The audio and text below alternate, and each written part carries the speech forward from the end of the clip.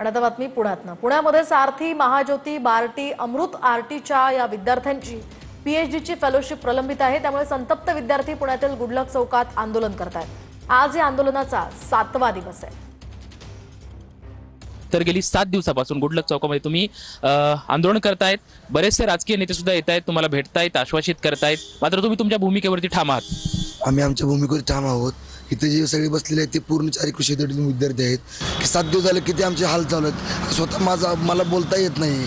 काही आमच्या मैत्रिणींना तर ॲडमिट केलेलं आहे। ताई, तुझ्या डोळ्यामध्ये अश्रूत, मात्र ह्या ज्या तुझ्या भावना आहेत त्या भावना सरकारला समजत नाहीत काय? म्हणजे कळत नाहीत का तुमच्या सर्व विद्यार्थ्यांच्या?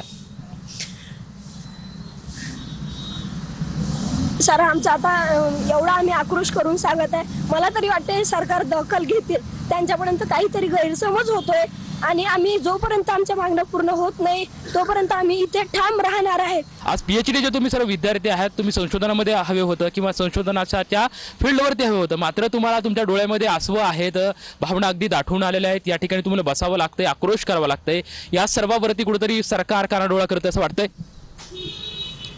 सरकारने इथपर्यंत यावं एवढीच आमची मागणी आहे। त्यांच्या ज्या काही दुसऱ्या स्कीम्स असतील त्याच्याबद्दल आम्हाला काही म्हणणं नाही, फक्त आमच्या लवकरात लवकर त्यांनी मागण्या मान्य कराव्यात एवढीच आमची त्यांच्याकडे विनंती आहे। सरकारने कुठलीही दखल घेतली नाही, मात्र ऊन वारा पाऊस काही असलं तरी आम्ही आमच्या निर्णयावरती, आमच्या भूमिकेवरती ठाम आहोत, अशी भूमिका जी आहे ती हे आंदोलनकर्ते घेताना आपल्याला पाहायला मिळत आहे। कॅमेरामॅन अभिजित पिसे सोबत लक्ष्मण जाधव, TVN मराठी, पुणे।